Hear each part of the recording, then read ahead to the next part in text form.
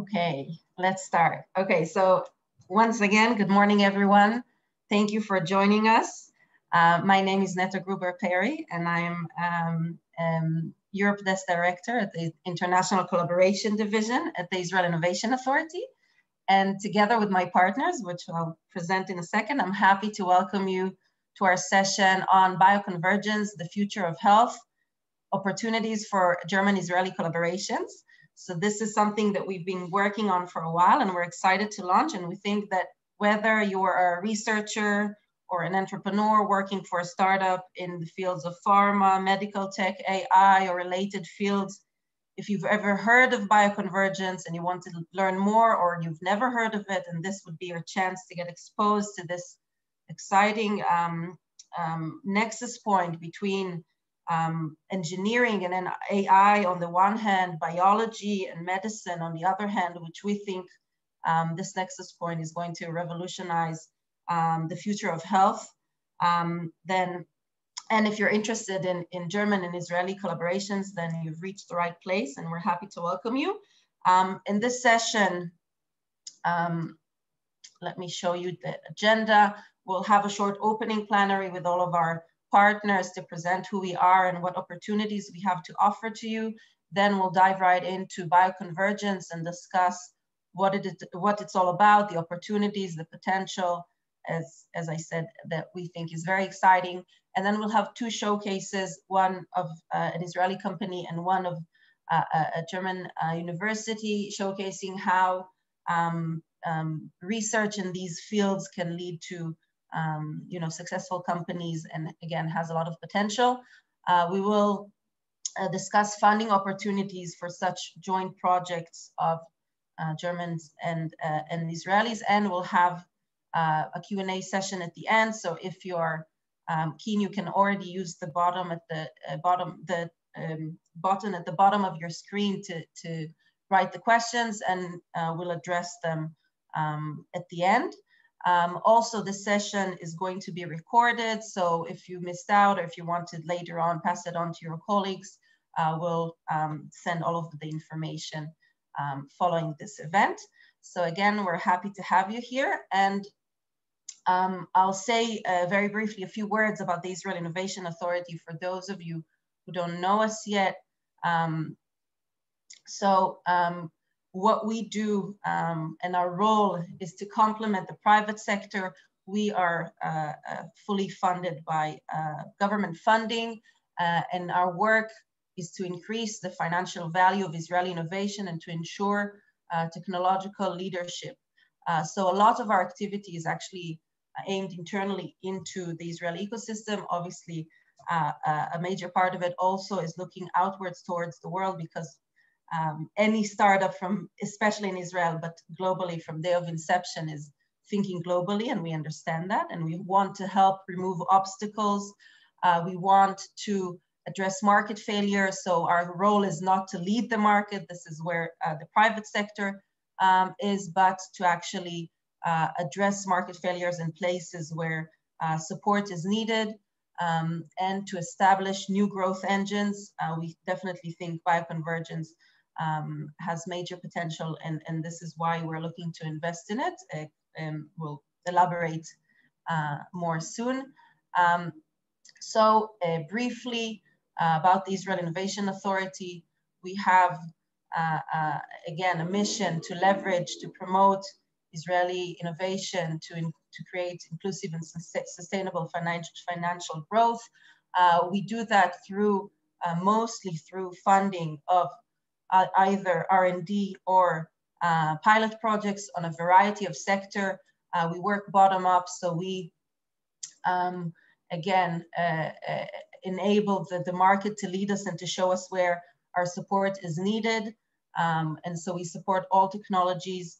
We have even more now than about 3,000 submissions per year. Actually, during COVID, in 2020, we reached 4,000 submissions, which was interesting because one of our tracks was aimed to support creation of COVID-related solutions, and also to support companies which were suffering from this very unusual year. So we supported them with a budget of around 2 billion shekels, which is approximately $500,000 or euros. Again, depends on the conversion rate. We are quite a big organization, so we have 140 employees, but even more interesting, I think, is that we have 180 technology evaluators, and that's a major added value that we offer to our partners. Each of the companies that receives our support goes through a rigorous due diligence process, so all of our partners can know that a company that received support from the Israel Innovation Authority is vouched for, both for its technological innovation and the business prospect. And we are supporting innovation throughout the life cycle. So from very early stage transfer from academia and connecting academia to the industry, which is something I'll discuss a little bit later, single entrepreneurs, early stage startups, seed funding, and all the way up to growing companies and larger corporations, as long as they're developing new and innovative technologies. And our format is providing conditional loans. Most of these would be repaying royalties, not in all tracks, but the idea is that we, again, want to complement the private sector. We want each company to also be able to have its own resources, and we will match them. So this is briefly about us. I'll stop here. I'll speak a little bit more at the end about our funding opportunities, but I'd like to now pass the floor on to, and I'll stop sharing, pass the floor on to Esther Elias. She's the Israeli Counselor for Economic Affairs in Berlin. And Esther, please, the floor is yours. Thank you very much. Boker Tov and Guten Morgen, everybody. I'm Esther Elias. I'm the Israeli Commercial Attaché here in Berlin, in Germany. And together with my team, we are responsible for fostering the connection between the Israeli industry and the German industry. And we are very happy to be here today to explore a little bit about this futuristic field and to help all of you who want to connect between the two sides. So I will leave the floor for the next speaker. I will just mention that I will put my details here in the chat box down the screen. And if you have any question, you need any help within the Israeli industry, the Israeli ecosystem, or the German one, feel free to approach us and we'll be more than happy to assist you. Thank you, Esther. So next up, Patrick Vidato, Cluster Manager at Medizin.NRW, please. Yes, Netta, thank you. I will just share two slides that you just get a very short insight what we as a cluster can offer you and what we do. So in advance, thank you very much to all other of our cooperation partners for this event. I think it's a very good opportunity to bridge North Rhine-Westphalia and Israel and bring companies together. So we are a cluster organization financed by the Ministry of Culture and Science in North Rhine-Westphalia and operated by the DLR Project Management Agency. What our topics are, I will make a full screen, it's better. We have 4 overarching topics. So we have health technologies as one topic, which is medical technology, but also digital technologies, biotechnology, and so on. We have the topic of digitalization, which goes from smart hospital to digital health apps. And we have the clinical research as one strong topic, which is very important to create evidence for all of this. And this is intersected by personalized medicine. And what we do, and I think that's the most important slide, as Netta already stated, what the IIA does. We also look into technology transfer, and we try to take into respect the complete added value chain. So we start from basic science over medicine, business, regulation, and also reimbursement, which is very important to bring a product to the market. And what we do is providing information, providing networking opportunities, providing support, finding contact points, finding partners, finding information about regulatory affairs, licensing, patents, whatever, and also providing location marketing for partners from North Rhine-Westphalia. So if you want to go into detail, we have a Q&A section in the end of the event, so feel free to ask or feel free to contact me and my colleagues in our office in Düsseldorf. We are always happy to help and assist you. And I think I will leave it there. Thank you so much. Next, we have Dr. Gilliard, Director of the Office of the State of NRW in Israel. Thank you very much, Netta, and welcome to everyone. Let me just briefly share my screen with you guys. So I want to just take a couple of minutes to talk about our office, and while we're a partner in organizing this event, I want to talk about Israel and NRW, which some experts are saying is actually, one second, so I can show this to you, is a match made in heaven. That's how some people describe this relationship between Israel and NRW. But before we talk about the relationship, let's talk about what NRW actually is. I mean, most Israelis have heard of BMW, but far fewer know what NRW is. Basically, if you think NRW, you have to think 2 times Israel. It's twice the size of Israel, it has twice the size of inhabitants, and it has a little bit more than twice the size of Israel's GDP, about 701 billion euros. It's one of the strongest economies in the world if you take it all by itself. Part of that is due to its very favorable location. Our capital, Düsseldorf, is right smack in the middle of Europe. Within 500 kilometers, you have 160 million potential customers, which is every 3rd citizen in the EU. We also, this is very much relates to what we're talking about here. It has Europe's densest research network with 7 universities, 100 research institutes, and 14 clusters of excellence of international renown. And of course, every 4th student in Germany, he studies in North Rhine-Westphalia, so you have an enormous talent pool on which you can draw if you want to further your business. So basically, if you say, what is NRW? NRW is Germany at its best. If you think about doing business in Germany, you should come to our state and do it there.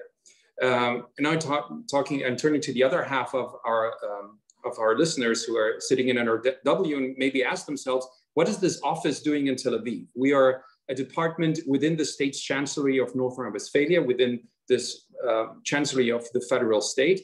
And this is actually the first foreign office that was opened anywhere in the world. The Prime Minister decided to open it in Tel Aviv because he wants to connect North Rhine-Westphalia much more to Israel, much more intensively. And that is because, of course, everyone has noted that Israel has quite an extraordinary input on the world economy. If we're only talking about the cyber sector, which we're not talking about today, but Israel has about 0.1% of the world's population, but it controls 10% of the market in cybersecurity. And also in biotechnology and many other fields, it has a totally disproportional impact to its size. It is known as the startup nations. There are more than 8,300 startups and high-tech companies in Israel, and it ranks 5th globally in patents per capita in the last 20 years. That is due to many factors. One of them is the Israel Innovation Authority, with whom we're working together today, but it's also due to Israeli culture. It's very, very risk-friendly. The moment you start cooperating with them, you will see that there are very flat hierarchies. It's really a unique environment that contributes to the success of business here. And of course, because Israelis invest a lot in R&D, as a matter of fact, more than almost anyone else in the world.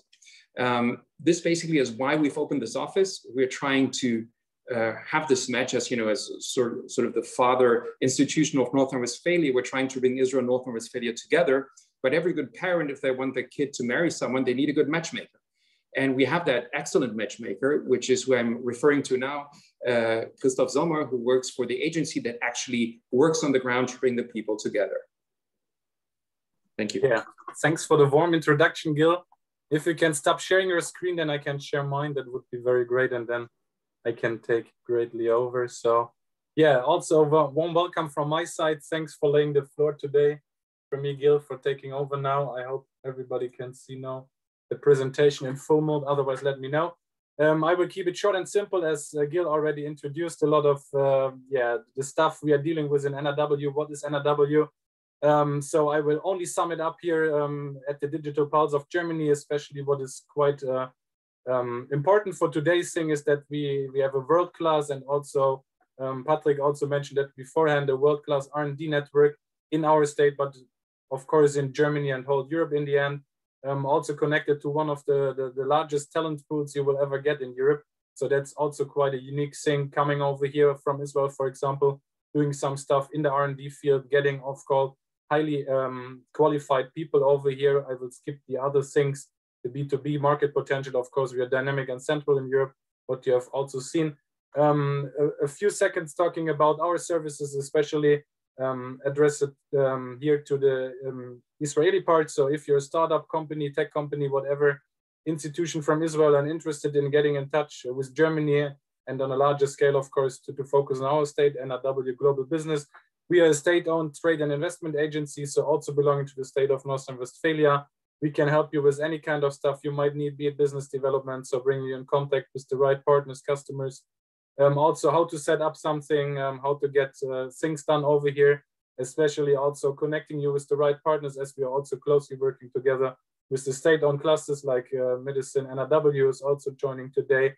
And yeah, to get you up and running over here, to support you from A to Z with any kind of stuff you might need. And that is also the point, if you're an NRW-based company or institution and are interested in doing some stuff in Israel, so on the ground, we also for 4 years now on the ground with our own people working there closely together, of course, with the office of the state of NRW in Israel, you presented before. And so it's a very dense network we are working on a daily basis together with to get you up and running, be it from Israel over here, but also vice versa. So, and yeah, if you're interested, you can find my contact details, also the Q&A session afterwards. You can reach out to us anytime. And yeah, that's from my part, everything so far for today.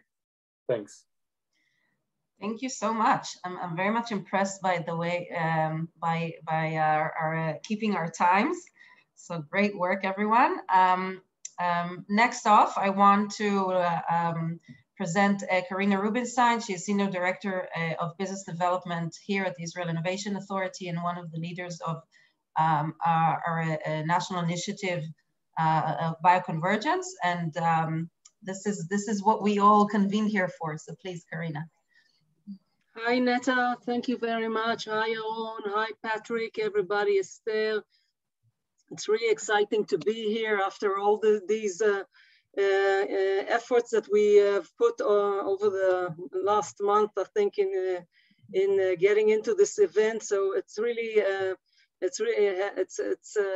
making me very happy, and I'm so grateful for all of you for this opportunity. And I think it's a beautiful opportunity to jumpstart the collaboration between NRW and Israel in these fields. And just a few words. So Netta has already mentioned, talked about the Innovation Authority and the way that we look at the future of tech waves and invest in that.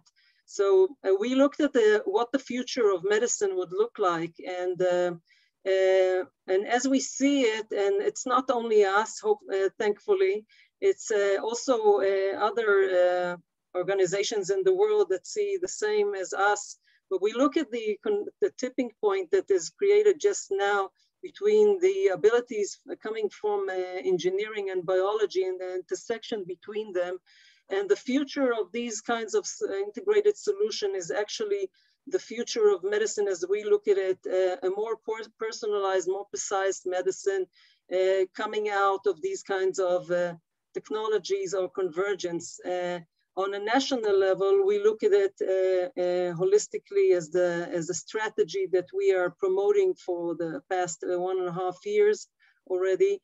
And this actually provides many opportunities for collaboration. So it's not only us that look at it, as I mentioned before, but also the McKinsey report from last year is actually stating that this is a huge, industry opportunity here of a global market of trillions of dollars.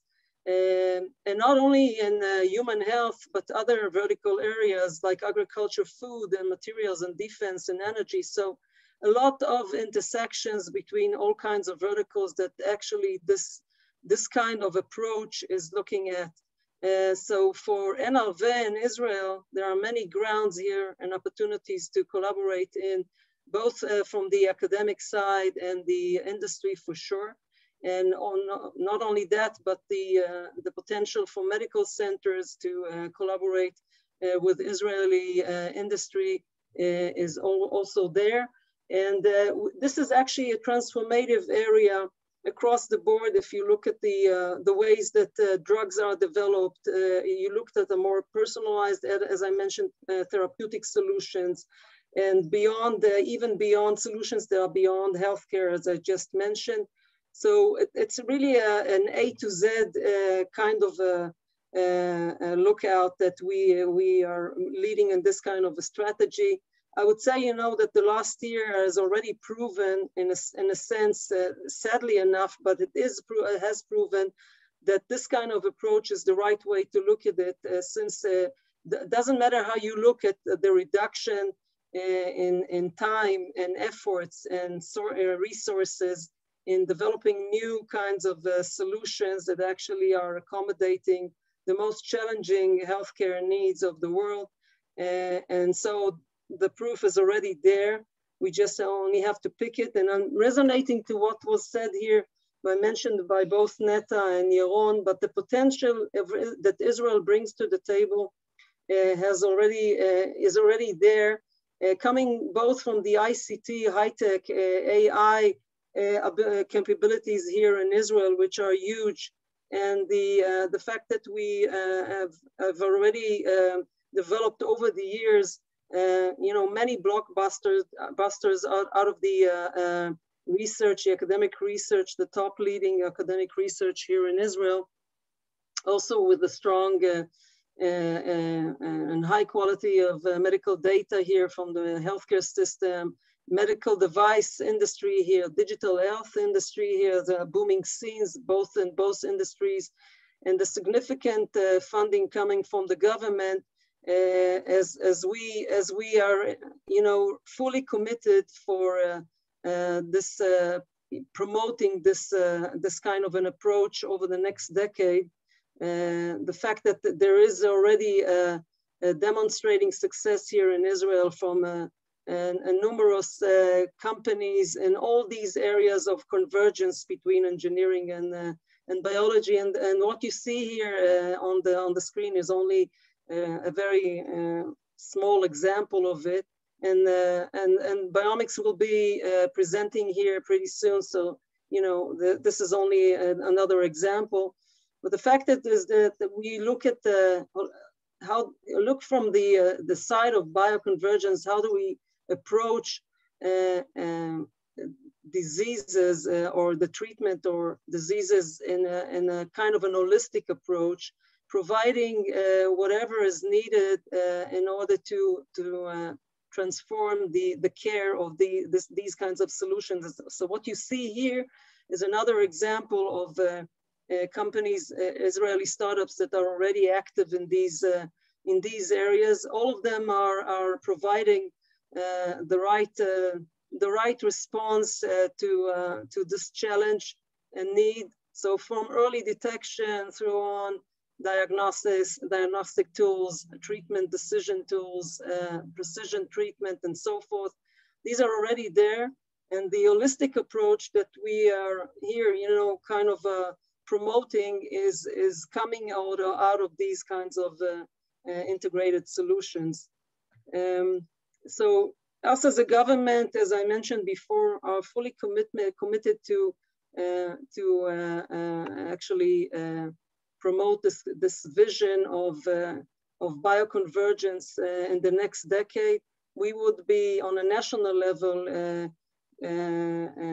actually executing a national program to promote this area, and within our vision and how to create an industry in these integrated areas, we look very much at how do we promote global alliances and international collaboration between us, Israel, and other countries, and Germany, by all means, is at the top of the list. I think this opportunity now with NRW to promote this kind of a discussion is a beautiful opportunity. We really would like to promote it together and you know, offer all kinds of ways of collaborations. For sure, there are already avenues that can be explored in collaboration between companies and academia and medical centers, as I mentioned before. But there will be many more opportunities to come. We are now in the midst of an open call to create here new technological incubators in Israel, and at least one of them will be in the area of bioconvergence. This is a beautiful opportunity for you know, German companies to come and join in, tap into the Israeli ecosystem, innovation ecosystem in these areas, and bring on your contribution to that, but be exposed from day one to what's happening in this in these innovative areas right now.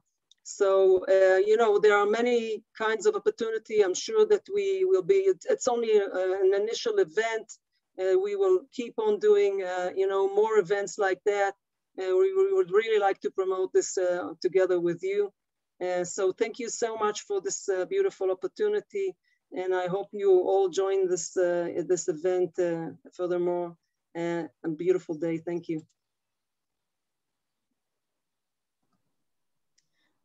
Thank you, Karina. I think what we'll do now, seeing that we are a few minutes early, let's move on to Dr. Kurt Pfannkuchen. Since I think we'll switch the time because I don't see Asaf on with us here yet. So I hope that's not too early. Here. Oh, Asaf, you are here. Okay, last minute, very Israeli of you. Okay. So, okay, sorry, apologies, Dr. Pfannkuchen. So we will start with Asaf Oron, Chief Business Officer at Biomax. Please, the floor is yours to tell us about what you do and the connection to bioconvergence. Thank you so much. Sure thing. I'm sharing my screen. Can everyone see it? Yes. Okay, great. So thank you very much for having us here. I'm going to talk about novel phage therapies and how we use bioconvergence as part of our company's development. We're a public company. So what we do as a company is we develop phage therapies to address chronic indications. Phage are actually viruses that kill bacteria. They evolved with viruses. They were actually discovered more than 100 years ago. And they have the ability to specifically target a bacteria. They were a bit cast away when antibiotics came into use in the previous century. However, today we see a surge of interest both in academia and investments in collaborations with pharma around phage because of a few reasons, especially in chronic indications. If you think, for example, on Crohn's disease patients, we know today that these patients have pro-inflammatory bacteria in their gut that are driving an inflammatory response. But the only way a physician has to treat that is with antibiotics. And there are two big problems with that. One, there's a lot of antibiotic resistance. So people are shying away from using antibiotics. And beyond that, today we understand the harmful effects of antibiotics. For example, for Crohn's disease or inflammatory bowel disease in general, you can't treat patients with antibiotics chronically for months or years. Antibiotics is good for an acute infection, but chronically you'll just ruin their immune system through killing all of the good bacteria in the gut. And for example, we know that cancer patients that take checkpoint inhibitors, the new drugs, if they get treated with antibiotics before, they don't respond well to therapy. So there's multiple evidence. So what we're doing is kind of using phage as a targeted missile. You can think of antibiotic as throwing an atomic bomb in your gut and killing everything. Phage can be very specific, can address resistance, and can allow us in chronic indications to actually kill a specific bacteria without harming the healthy microbiome. And we're applying the BOLD platform, which I'll talk to you about, in order to rapidly conduct clinical studies. So the company's technology is based from the Weizmann Institute and MIT. The company was founded in 2015. It was supported by the Israeli Innovation Authority. We were a part of the FutureX incubator when we started off. We're actually the only phage company that's focusing on chronic indications in the world. We're the largest one with respect to number of employees. We've raised the most amounts of funds compared to any other company. We already have positive clinical data in acne and in IBD using our technology. We expect in the next 4 months to have 4 phase 2 readouts to show the ability of the platform to impact some of the key indications that we're working on, which I'll show you. The company also has 2 collaborations with Janssen and Boehringer Ingelheim around some of our computational capabilities that we use as part of our platform. And we're supported by strategic investors such as Takeda and Johnson & Johnson, which each hold about 10% of the company, strong believers in the microbiome and the ability of phage therapy to impact the microbiome. And the company is publicly traded in the New York Stock Exchange. So a bit of an short intro to phage. So phage actually look like this spider or lunar landing vehicle. They have these legs, which are actually pods that actually bind to specific bacteria. They would bind, for example, to E. coli and not to any other relative of E. coli. Once they bind to the bacteria, they inject their DNA into the bacteria. Within half an hour, you have 1 dead bacteria and 100 new phage. Within another half an hour, you have 100 dead bacteria and 10,000 new phage. So they're a very lethal killer. And we're seeing a lot of excitement around using phage. There have been a number of famous cases. There's a case of a professor at the UCSD that got an infection in Egypt, was at his deathbed, got treated with phage, was completely cured. There was a case a couple of years ago of a 17-year-old teenager in the UK that got a lung transplant, got an infection, was not been able to treat with antibiotics, then got treated with phage, but completely cured. And we see a lot of deals in the industry. We have Takeda and J&J invested in us. J&J did a deal with a company called Locus on respiratory phage.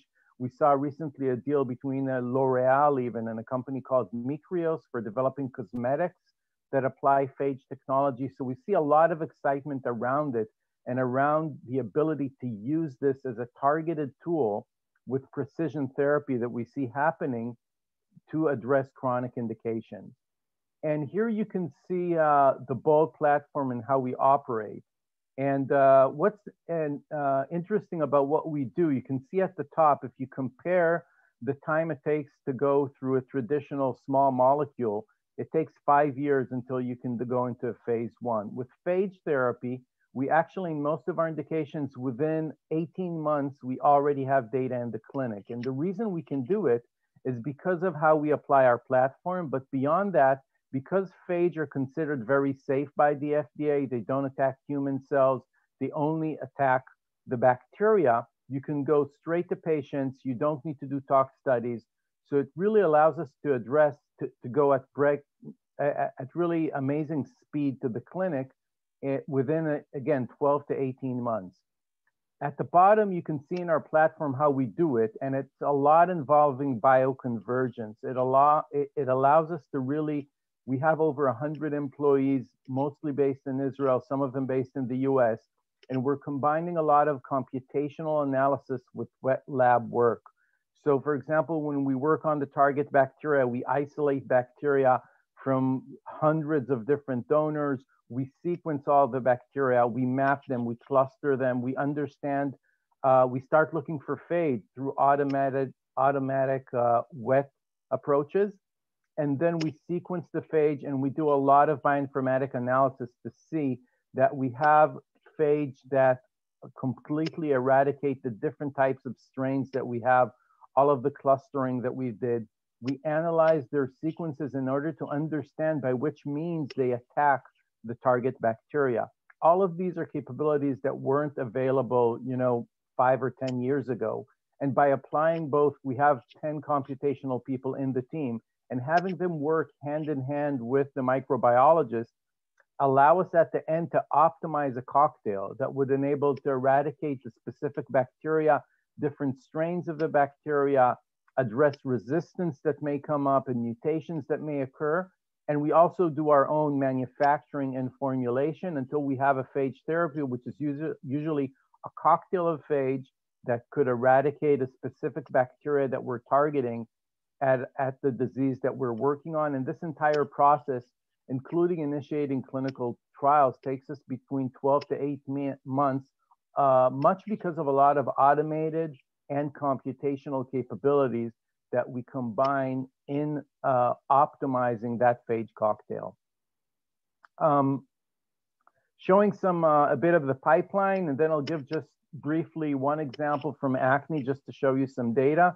So we have a relatively broad pipeline of chronic indications. In acne, we are actually completed a phase 1 study. I'll show you some data. We, a month ago, announced a phase 2 study that was started with results expected in the 3rd and 4th quarter of this year. We're targeting here a bacteria on the skin called C. acne, which is one of the reasons that many people use antibiotics, which are losing effectiveness.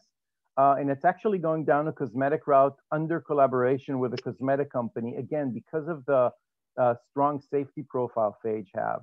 In IBD and PSC, we're targeting a pro-inflammatory bacteria in the gut. Again, a targeted phage cocktail that only eradicates that bacteria, does not harm the healthy microbiome.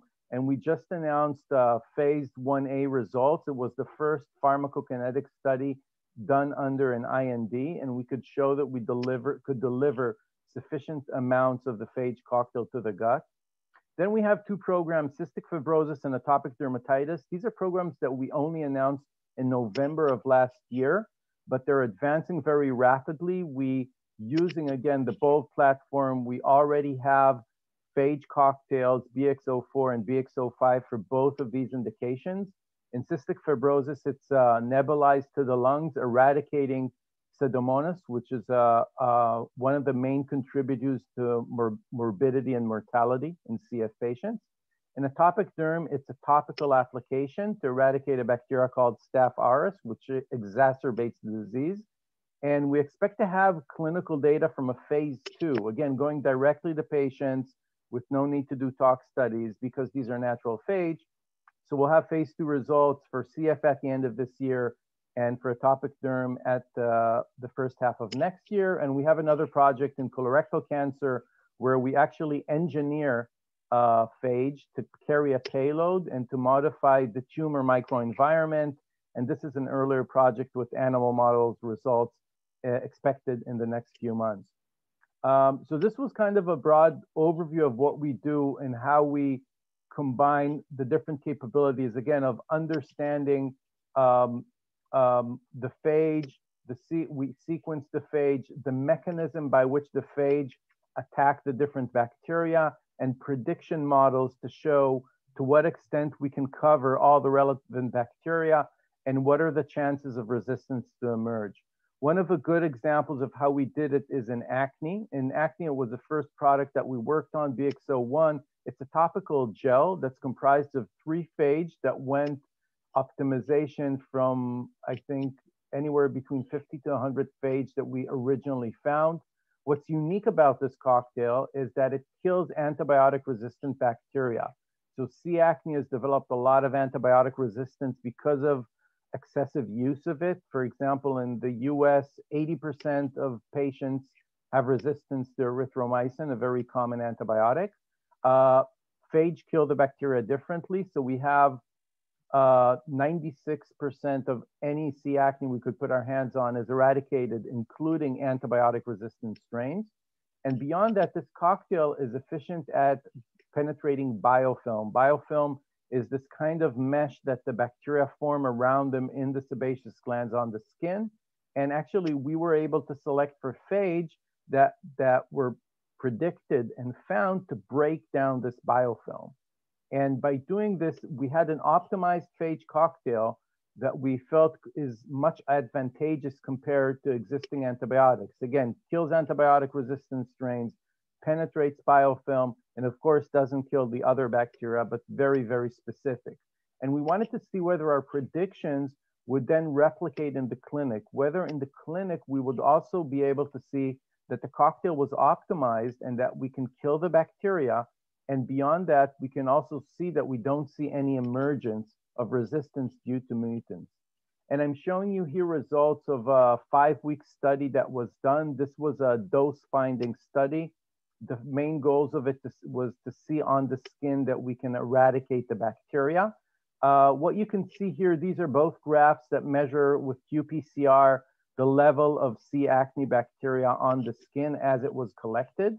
What you can see here is in a black line is the placebo, a green line is the low dose, and the blue line is the high dose of BX001. On the left side, you can see all subjects. You can see that the low dose wasn't effective. Probably there wasn't enough phage on the skin to interact with bacteria and initiate that cycle of killing. But we can see that the high dose was very efficient in eradication. So we see that we're reducing the levels statistically significantly, the levels of bacteria on the skin. Beyond that, what you can see is that the curves are opening up. So if there was resistance, we would have seen actually the curves closing back up again. And the fact that they're opening up, it means that the predictions that we had on the design of the cocktail were accurate and that we don't see any resistance. We actually collected even swabs and isolated the bacteria and tested them separately to see that the cocktail is effective on them. On the right side, you can actually see we divided the population of the trial subjects through their medians with those with high sebum. And you can see that those with high sebum had even a more pronounced effect. And people with high sebum usually have higher bacterial loads and worse disease. So it made sense to us because when people have more bacteria on skin, the likelihood of them meeting a phage and starting that eradication cycle increases. So we saw this much more pronounced effect in the high sebum group. Based on these results, we are pushing forward to phase 2. Again, around a month and a half ago, we announced the phase 2 study, which is going to be a longer study that would allow us to actually see the effect. The effects of eradication here are in the same magnitude or even greater than antibiotics. But again, of course, this kills antibiotic resistant strains. And in the longer study, we'll be able to see not just bacterial eradication, but also improvement in clinical symptoms. And with that, we expect to partner in order to commercialize this product currently under a cosmetic route. That's it. I think my time is up, so I'll be happy to answer any questions. Thank you so much, Asaf. This has been really fascinating. And personally, as someone suffering from atopic dermatitis, I'm really excited to learn how you evolve with this technology. We will have another 2 sessions, short sessions, and then we'll open up for Q&A. So please stay with us and we'll open the floor then to any further discussions. So again, thank you. Next on, we have Dr. Kurt van Koche, Cardiopath Project Lead at Marja and Walter Ball Laboratory for Cardiac Tissue Engineering at the University of Cologne. Please, the floor is yours. Thank you. So I'm sharing my screen and I hope that you can see the presentation now. See, just need to put it on full screen. Okay. So thanks again for the invitation. My name is Kurt van Koche. I'm from the Center for Physiology and the Department for Pediatric Cardiology, University of Cologne. And my laboratory is mainly focused on cardiac tissue engineering and stem cell technologies. And I would like to show you in 2 short presentations 2 of our projects that are somehow related to bioconvergence.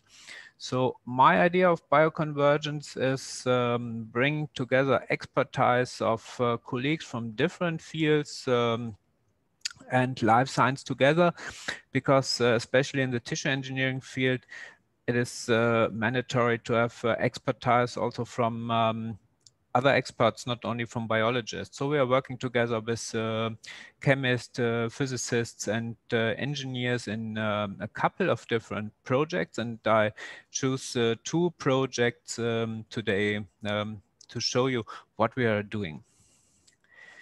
So you're probably all aware of induced pluripotent stem cells. So these cells can be generated from any patient, irrespective of its age and sex. And induced pluripotent stem cells have capabilities like embryonic stem cells and can be differentiated into virtually any organotypic cells in vitro. So we are employing 2D cell culture methods and scalable 3D methods in bioreactors. And as an example, I show you a short video here on the right side of beating clusters of human cardiomyocytes that were generated in bioreactor culture from human induced pluripotent stem cells. So now we can, of course, also generate other cell types from the iPS. So we can generate not only cardiac muscle cells, but we can also generate fibroblasts, endothelial cells, smooth muscle cells, other types of cells. And of course, now you could question, why not putting all the cells together to form a functional tissue? And the problem that's associated with this approach is a limited supply of oxygen and nutrients to the artificial tissue. So imagine that 1 square millimeter of cardiac tissue in the human contains up to 1,000 capillaries. So it's very hard, or at the moment technically even impossible, to generate an artificial tissue with such a high vascularization. So of course there are approaches to solve the problem, or at least to address it. And one approach is 3D bioprinting of vascular structures and engineered tissues with large vessels. Of course, no 3D bioprinting is reaching vessel densities and capillary densities that are only in the range of what the cardiac muscle has. Another approach is generating of engineered hard tissue in form of thin layers without vascularization, and then stacking these engineered hard tissues also for therapy. Of note, the diffusion limit is about 150 micrometers. So this is what you can achieve as a compact cardiac tissue in vitro without vascularization. And some recent approaches are dealing with oxygen delivery inside the 3D printed artificial tissue. So there are some tricks to encapsulate chemicals that produce oxygen. And other groups deal with algae that are entrapped in bioinks and produce oxygen by photosynthesis. So we are now going a different road in our consortium within the cardio patch, and we are trying to develop these vessel structures at a very high resolution. So we are following 2 strategies. And one strategy is production of hydrogel matrices that are preloaded with cells. And we are going to inscribe the vascular structures by laser lithography. So on the right side, as an example, you see the machine from Lightfab that is in our consortium. And this laser lithography setup can work at the micrometer scale and reaches up to 20 millimeters of depth, so in z-axis. We expect that this approach is able to generate structures that come close to the dimension and density of capillary structures. A parallel approach that we follow is to generate first a hydrogel and then inscribe the vessel structures, and in the next step seed these structures with cells. Both approaches have pros and cons that I cannot discuss in detail now for time reasons. So this all sounds maybe a little bit simple when you hear it first, but it's a very complicated approach. So we need expertise from different fields. So we have chemistry people in the consortium, so the Taros Chemicals in Dortmund, and a group at the University of Cologne, Professor Annette Schmidt. And these colleagues are dealing with polymer chemistry, with a hydrogel chemistry. They are developing a photocleavable linkage group. So we are seeking to use multi-photon processes to generate the vessel-like structures without destroying hydrogel around it. So it can be very precise if you use two or multi-photon reaction to cleave the group. But of course, the chemistry has to be developed, and even more complex, we would like to downstream functionalize the cleavage products, for example, to hook up functional groups or antibodies to these cleavage products and pave the way for endothelial cells to find their way into these vessel-like structures. In addition, of course, we need the laser technology for the high precision 3D lithography, for the analysis of photocleavage products, and for process development. And we need life sciences, for example, to generate the different cell types, to analyze the interaction of the cells with the matrix, to perform matrix seeding, and to analyze the engineered tissue in the end. Now I'm moving forward to another project that I will show you in a few slides, and this is dealing with cardiac cell transplantation. And we have evolved some technologies to transplant stem cell-derived cells in an animal model. And in the picture, you see a cross-section through the murine heart with an infarct lesion. So you can see that there's a pale region that looks a little bit green here. This is cause of the staining. And this pale green staining, it indicates the infarction scar. On the other pictures, you see in red the endogenous myocardium, in blue cell nuclei, and in green transplanted cardiomyocytes from stem cells. And you can easily see that the stem cell derived cardiomyocytes are nicely engrafting here in this small animal model. So there are again pros and cons of the direct intramyocardial cell transplantation. So the advantage is that you can direct deliver cells to the site of the lesion, that electrical coupling occurs, and that there are positive effects on the cardiac function shown by different groups. On the contrary, these cells may increase the risk of severe arrhythmia. This has been shown in non-human primate models and also in large animal models like the pig by other colleagues. If cells end up inside the scar tissue, they remain electrically isolated and they will not mature and not adapt to the pace of the endogenous tissue. And another problem that we are specifically addressing at the moment is a substantial loss of transplanted cells immediately after cell injection that has not been solved by any approach so far. And one approach that has been discussed is the magnetic cell targeting or cell retention. This is an approach where you load the cells with a superpower magnetic nanoparticles, and these nanoparticles, they behave magnetic when an external field is applied. And it was speculated that the adhesion of cells is faster when this magnetic targeting is applied during transplantation.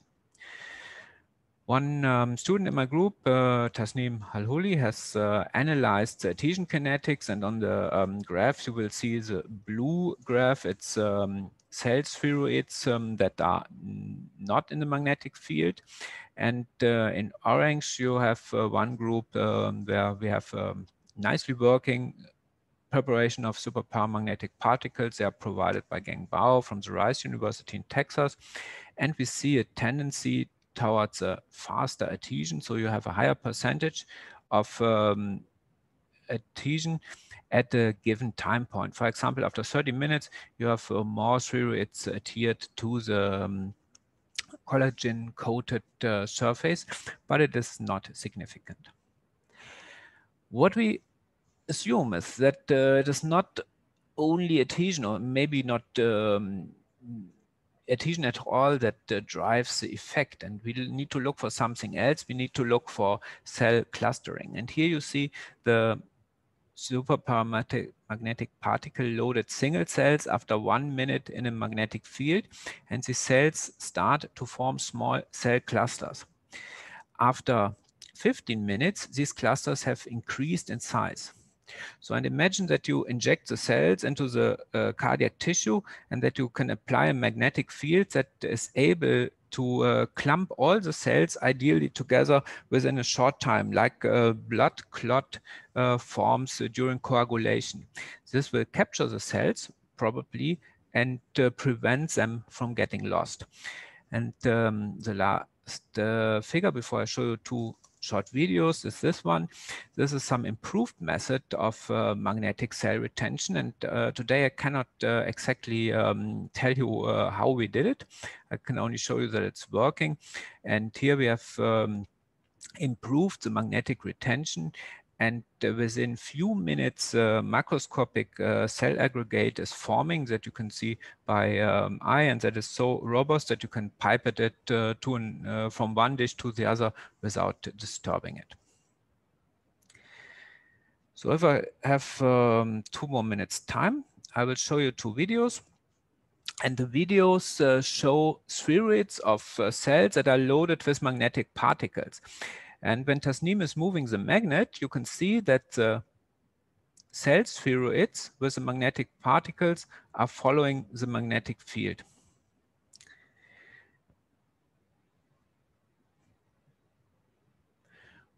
When we now keep the magnetic field, then these spheroids will grow together and form a tissue-like structure, and this is exactly what we hope to see in the animal model as well. So we cannot start our animal experiments at the moment for corona reasons. We are doing surgery in a lab in Barcelona with some experts there.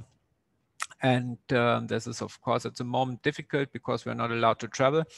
But I expect that this technology will also work in vivo and allow us to prevent the huge loss of cells that occurs directly after injection. So with this, I would like to thank all those funders that support my lab, so the European Union, the Marga and Walter Boll Foundation in Kerpen, the Ministry of Culture and Science in North Rhine-Westphalia, the German Research Foundation, the Ministry of Economy and Energy, the Köln Fortune Program, and Elisabeth and Rudolf Hirsch Foundation in Köln. Thank you for listening. Thank you very much. Thank you, Dr. Fankuche.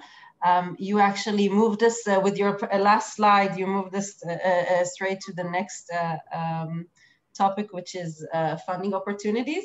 But again, this was fascinating, and it also shows kind of the vast variety of applications of bioconvergence related issues. So I'll briefly share a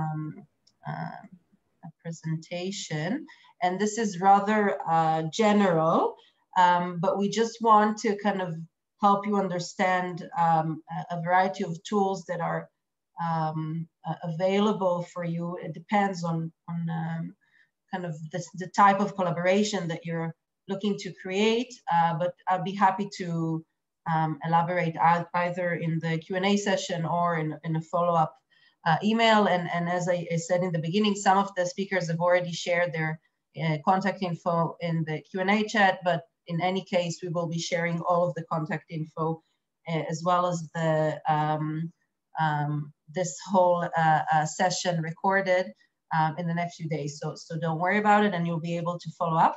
So talking about the international collaboration tools, it depends on, again, if you're looking to create joint R&D projects, if you are looking to transfer existing IP and to apply it to the industry, to a specific product. So again, generally speaking, there could be funding of joint R&D projects through the Eureka programs. Eureka is an innovation network in which both Israel and Germany are members, as well as a variety of other countries. It's about 45 different members, and it has different funding tools. One of them is a bilateral call that we do, the Israel Innovation Authority, together with ZIM. It's the German operator that belongs to the German Ministry of Economy on the federal level. This applies to 2 companies. So I know we have a mixed crowd here of both companies and researchers or coming from the academia. So not everything applies to everyone, but if you are 2 companies, one Israeli and one German, looking to create joint R&D projects, it could be very well in the field of Bio-Convergence that we just presented, but it's also open for other sectors and topics. Then hopefully I cannot share specific information for when such a call is going to be open, hopefully later on this year, but you can follow up with us for for updates. And generally speaking, in this bilateral call, each company receives up to 50% of the amount of funding it requested from its respective funding agency. So the Israeli company would be receiving it from applying and then receiving it from the Israel Innovation Authority, and the German company from SIM, as I mentioned. This is one option. The other option is called Eurostars. Again, it's a program that belongs to the Eureka network, in which, again, this joint R&D, industrial R&D can take place. So this is one funding opportunity, and there is no specific cap for the amount of funding provided. It depends on the size of the project. Generally speaking, and this is not restrictive, it's just to give you kind of a pointer, we usually provide funding of between 1 or 2 million shekels, which is about quarter or $500,000 euros for a project that can last between 1 year and 2 or 3 years. And then you would need to apply for the second or third year for funding. So this is one opportunity. A second track that could be relevant if you're looking to create collaboration between the academia and a company, which we think has a lot of potential, because again, as we've seen now, there's a lot of research done and a lot of it still hasn't been applied to the industry. So where there is an Israeli company and a German research institute, a university or otherwise, that holds its own IP and it is looking to commercialize it, then we could help with matchmaking with an Israeli company who would be interested to license this IP either exclusively or non-exclusively, and to help apply it to the industry in a variety of ways. And this is where the Israeli company would need to apply to us, obviously together with the, after agreeing the terms with the German partner, and they would be able to receive funding from us. And this program is also without royalties, so you don't have to pay us back. And this is, we think could be very relevant. Actually, when all of the partners, we were discussing, what tools we had in place for collaboration. This was one of the main tools that we thought about. And if we see that there is interest, then we'd be happy to have kind of a follow-up event for this sort of matchmaking between German academia and Israeli industry to help create these collaborations and to receive funding for that. So that's important. And again, I can send kind of more specific information in the follow-up email. And also, Dr. Fankuche, you mentioned that the European Union is supporting your project. So your Horizon Europe and kind of the framework for funding, it has many different opportunities. And Israel is also, we are now at the stage of negotiating to enter as associated country for Horizon Europe, but without any surprises, then we should be a part of it, and it should be an opportunity which is available again for a variety of collaborations depending on the specific program within Horizon Europe. There is a body called ISERD. ISERD is the Israeli Directorate for this European RNI funding program. It is it's a sort of a part of the Israel Innovation Authority. We work very closely together, and we are happy, again, to help create relevant collaborations that you could apply together for funding through Horizon Europe. So I just wanted to kind of highlight these three tools that are in place. I know it's rather broad, but again, if you're interested, then we could provide more specific information according to specific situations, and let you know what could be most relevant, and try and give you the best support. And so now I want to, yes. Can I jump in for a second? Beyond that, just to mention what I mentioned before is the open call that we have for technological incubators, a beautiful opportunity again for large companies, medical centers from Germany, including the academia, to join forces with Israeli partners and to form these kinds of incubators. It's an open call till end of September. Additional information can come from you, Netta, from me, from whoever in the authority. So, Yeah, great. Thanks, Karina. Thanks for pointing that out. That's also, of course, relevant. So as you see, there are different ways of engaging both with the Israel Innovation Authority and with our partners and receiving support from all of us, and we are here to help you. So now I'd like to move us on to our final session, which is the Q&A session. So I think we can either receive questions through the Q&A button, or if you want to kind of jump in, since I don't think there are too many of us here, then you can unmute yourself and ask a question. And if there are relevant questions, then we can discuss together, either we can follow up individually if relevant. So let's take kind of a minute or two to see if any questions come up. So far, I don't have any questions in the Q&A. So if any questions come up, that's a good time to do that. And if not, then we can, end our session here.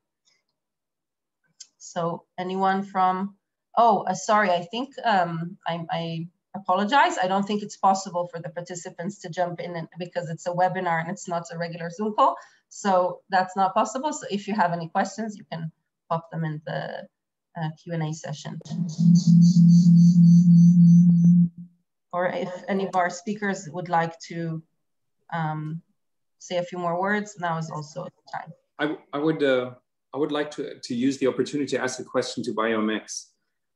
Asafaron, fascinating presentation, thank you. I was wondering, does the phage co-develop with the bacterium? We see that the bacteria very quickly develop a resistance.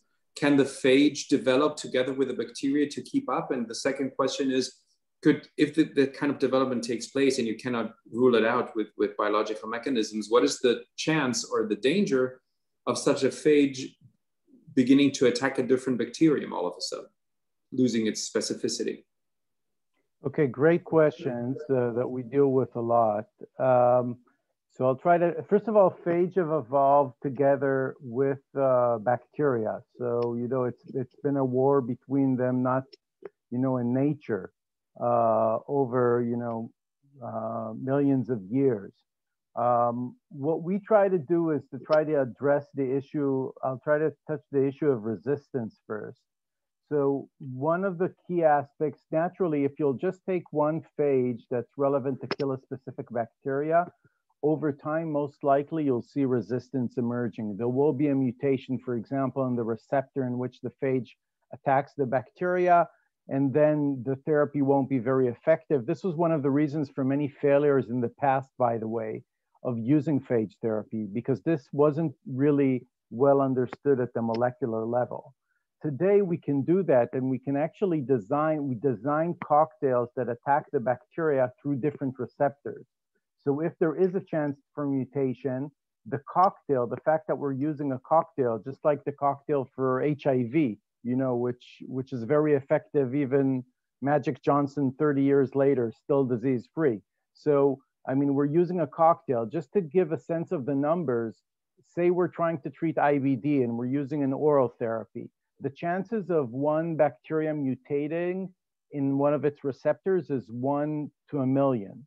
So if we have 3 phage that attack through 3 different receptors, the chances of a mutation that would escape resistance are 10 to the 18th, which is more than all the bacteria you have in your body.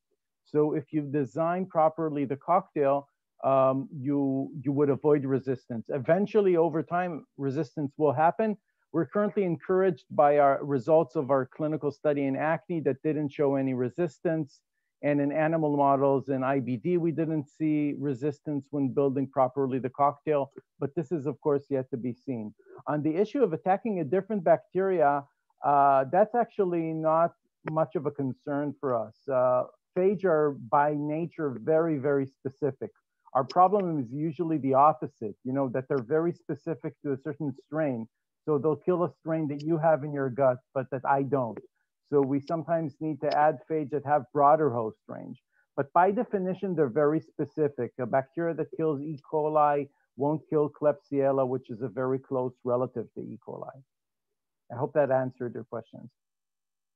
Fascinating, thank you. Sure, pleasure. Any other comments or questions coming from our panelists? No. Okay, so I think we'll sum it up here. Thank you so much for being with us. I hope this has been helpful, and thank you again to all of our partners and speakers. And we're looking forward to seeing the collaborations that come up from this and other activities that we do. Thank you and have a lovely day. Thank you, Netta. Thank you all. Thanks, everyone. Thank you, everyone. Bye. Cheers. Bye-bye. Thank you. Bye.